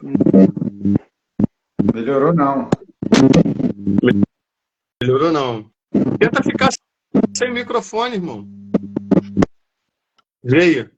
Aí. Melhorou agora? Aí, molecão. Aí sim. O Gênesis fica assim, tipo, se acalma. Você não pode ser assim. Você tem que ser. Você agora está em outro nível. Eu falo, que nível, rapaz? Eu não estou em nível nenhum, meu irmão. Porra, eu vejo. Você está em outro nível. Você não estou, meu irmão. Eu não sou. Eu não tenho essa inteligência emocional que você tem. Eu costumo falar com o Tavares que se a gente vai para esse tipo de embate meio que corporal, sobe muito o tom da voz, a gente vai para o campo deles, que é onde eles querem que a gente esteja. Entendeu? Então a gente sai do nosso campo, que é confortável para a gente, e vai para o deles. Entendeu? Então, aí a gente começa a entrar no que eles querem. Então não é muito bom. Eu, de vez em quando, eu falo com o Tavares, vou no privado dele, falo, Tavares, vai com calma, filho, com as palavras aí e tal. Mas ele é mais esquentado do que eu, muito mais, muito mais. Mas eu juro, Calejão, que eu sou um bom ser humano, tá? Eu sou um bom ser até por essas atitudes. Hã? Eu sou do bem, eu sou do bem, tudo bem. Calejão, uma outra coisa que eu quero perguntar para você, eu acho que a gente já perguntou, mas eu quero voltar de novo nisso, é se você está preparado para amanhã, aliás, que horas vai ser essa troca de ideia com 20 horas. À noite, né? 8 horas, né? 8 horas da noite. 8 horas da noite, lá no Flow. Vai ser no Flow mesmo, lá com o Igor? Não, é com o André Marinho, que é aquele garoto que faz as imitações. Sim, tal, eu lembra? Sim. Já teve na Galãs, inclusive. Isso, Era da Jovem Pan, sim. Eu tenho muita simpatia por ele. Tenho muita simpatia. Agora, Calejão, antes da gente ir para o sorteio,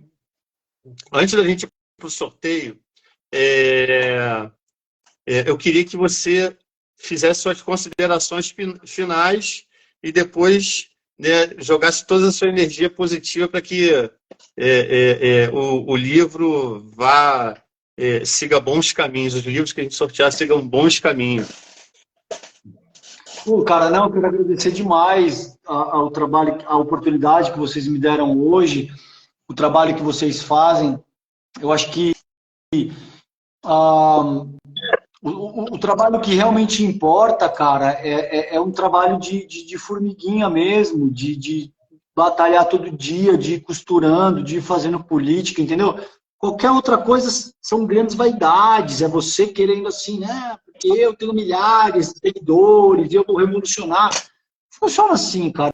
O trabalho que realmente importa é aquele no qual você está resignado, no qual você entende que você não vai ter grandes protagonismos ou grandes recompensas, mas ainda assim você está disposto a batalhar, a trabalhar por uma causa que transcende o teu próprio interesse. Como eu te disse, a ideia aqui é fomentar o desenvolvimento de uma sociedade que vai estar consolidada muitas e muitos séculos após a nossa passagem por essa terra.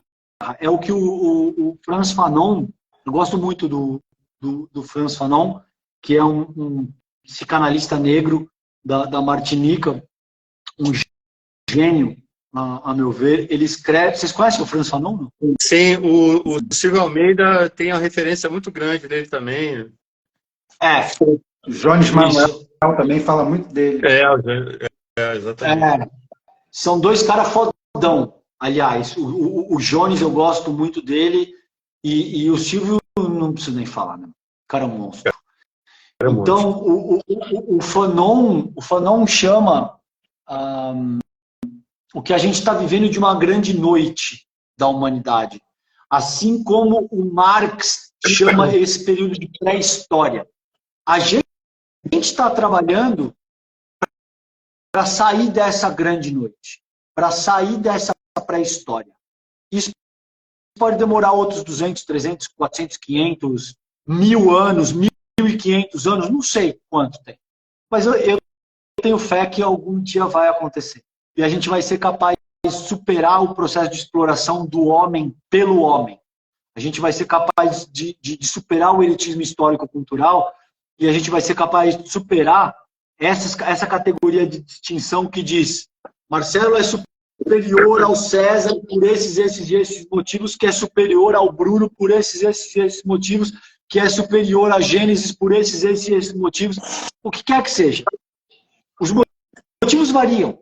Pode ser a condição socioeconômica, pode ser a cor da pele, a raça, pode ser a capacidade cognitiva, pode ser, enfim, um sem número de motivos que podem ser utilizados para dizer que você é superior ou inferior a outro ser humano.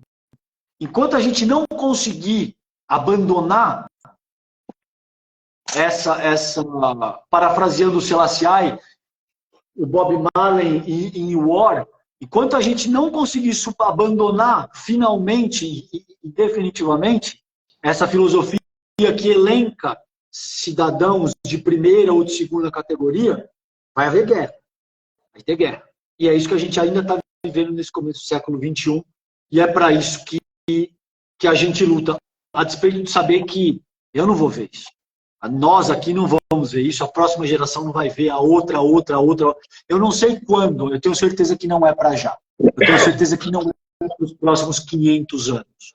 Disso eu estou seguro. Ainda assim, eu acho que vale a pena continuar batalhando. Eu agradeço demais vocês pela oportunidade de me expressar e de apresentar a minha batalha nesse sentido. Quer falar alguma coisa, Bruno, Gênesis? Não, Querem queria falar só alguma agradecer. Eu queria aqui agradecer assim imensamente, né, essa hora aí que o Calejão fez a gente ganhar, né? A gente não perdeu a hora, ganhar. Queria colocar aqui um ponto que eu não consegui falar na hora por conta do áudio, que ele falou sobre a diferença que é você andar nas ruas de São Paulo quanto à relação da desigualdade social. Né, em São Paulo, eu morei 1 ano lá em São Paulo, e a gente consegue ver essa diferença, mas não tão nítida, né, em alguns bairros. Né? Rio de Janeiro me parece muito mais latente, muito mais visível essa diferença, principalmente, eu costumo dizer que a diferença social no Rio de Janeiro a gente consegue perceber numa distância de um Rebouças, de um Santa Marta, de um túnel desses. Né? A gente entra no Rebouças, na Tijuca, ali no final do Estácio, quando a gente passa por outro lado na Lagoa, parece que a gente está em outro local, em outro país. Eu lembro quando fiz essa primeira travessia, devia ter uns 8, 9, 10 anos, E eu falei, gente, que lugar é esse? Parece alguma coisa que realmente está além. Isso numa distância aí de 5 quilômetros, 6 quilômetros, não sei quanto. E aí realmente a gente começa a ver a Lagoa, a Delfim Moreira, a Vieira Soto, as pessoas que lá estão há muito tempo, realmente é uma coisa bem discrepante. Realmente, hoje em dia a gente consegue ver isso com mais exatidão. Realmente é muito complicado. Muito complicado. Mas obrigado aí, Calejão.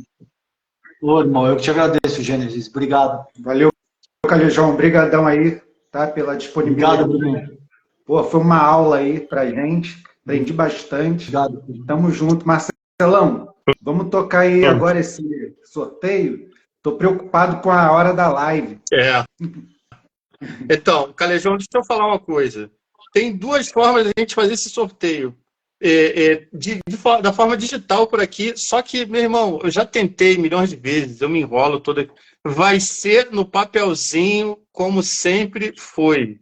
Então, aqui, ó, a produção tá aqui do meu lado, que é a minha mulher, tá aqui do meu lado. Ó, então, assim, gente, são 3 livros que a gente vai sortear, tá? Um pro grupo, nosso grupo de WhatsApp. Não é no grupo, não. Esse é dos comentários. Esse primeiro dos comentários de lá. Esse é pra galera que entrou no Instagram, tá? São 2 que a gente vai sortear. Peraí. Caiu um aí, recolhe que caiu, tá? Peraí. Aí, dê aqui pra mim que eu não vou conseguir. Borno, alguma coisa. Borno, a gente... FD... Borno, FTHE.Fridays. A gente vai procurar essa galera depois aí no Instagram, tá? O outro aqui, ainda é pra galera do Instagram. Camila Bertin. Não, é Pamela. Pamela Bertin. Meu Deus do céu. Eu te falei, né, Calejão? Eu tive que dar um jeito no óculos, cara. No meio do dia. Olha só. Quebrei o óculos, tive que dar um jeito no meio do dia. Eu não estou enxergando merda nenhuma. Agora é pra galera do grupo do WhatsApp, tá? Tá. Kelly Campos. Caramba, a Kelly ganhou. Que marmelada, hein, dona Kelly? Que marmelada, hein? Dona Kelly é uma das nossas colaboradoras. E olha aí, ali. Cadê? A Pamela? A Pamela tá aí, ó. Pamela Bertin. Não falei que você ia ganhar, cara? Eu falei, dona Pamela. Falei assim, cara, faz tudo direitinho que você vai ganhar, ó. Tá vendo? Calejão, maravilhoso você, cara. Assim, sensacional. Eu vou dizer para você que eu sou um fã, na verdade, assim. Eu acredito que o Gênesis e o Bruno me acompanham também. Eu espero que você possa vir aqui outras vezes para a gente trocar mais ideia, para a gente bater mais papo. Quero falar com tua mãe, a gente quer falar com tua mãe. A gente quer falar com o Guilherme também, tá? E vamos ver se a gente consegue agitar isso aí, irmão. Show, vamos sim, eu vou fazer sim. Vou passar o contato, vamos marcar direitinho. Vocês vão gostar da conversa. Uma outra coisa, Calejão, quando você tiver a data de lançamento do seu livro no Rio, fala com a gente já organizou tudo, já conversamos com o Fernando da Casa na Ara e vamos fazer lá, tá? Uma outra etapa do lançamento do livro, além da que você já está organizando. E a gente vai combinando isso aí e vamos falando com a galera por aqui. Beleza, irmão? Obrigado, gente. Obrigado. Com certeza, quando eu for pro Rio, aí a gente vai tomar uma juntos também, dar um abraço em vocês. Obrigado por todo o carinho, mano. Estamos juntos sim, viu? Valeu. Valeu, meu Calejão, ó. Nota 1000, irmão. Grande abraço aí. Obrigado. Calejão. Valeu, um beijo grande. Só um instante. É a pergunta de 1 milhão. Responda brevemente, tá? Você chegou a colocar no teu Insta, há um tempo atrás, o seguinte: se eu tivesse que escolher uma legenda, me diz se eu estou enganado. Me ajude a escolher uma legenda caso eu queira seguir algum caminho na política. Você chegou a colocar isso no... E aí, Cheguei. e aí, o que a gente pode esperar dessa vibe aí, irmão? Cara, eu pensei muito, Marcelão. Eu conversei com o meu círculo primário, com a minha família, as pessoas e tal, e por hora eu decidi que não. Porque eu acho que eu posso colaborar mais fora da política institucional do que... Eu não descarto isso algum dia, mas seguramente para 2024 ainda não. E a gente vai para São Paulo fazer campanha se for necessário, pode ter certeza. Obrigado, irmão. Obrigado, gente, Ô, irmão. pelo carinho de vocês. Viu? Beijo, Calejão, beijo grande. um beijo no seu coração. Um beijo, galera. Boa noite. Vamos entrar em contato com a galera que foi sorteada, hein? Segura aí um pouco. Show de bola. Valeu, Calejão. Valeu. Boa noite, irmão. Tchau, tchau, querido. Valeu. Obrigado. Boa Boa noite noite. Até a próxima, gente. galera. Tamo juntão. Fomos!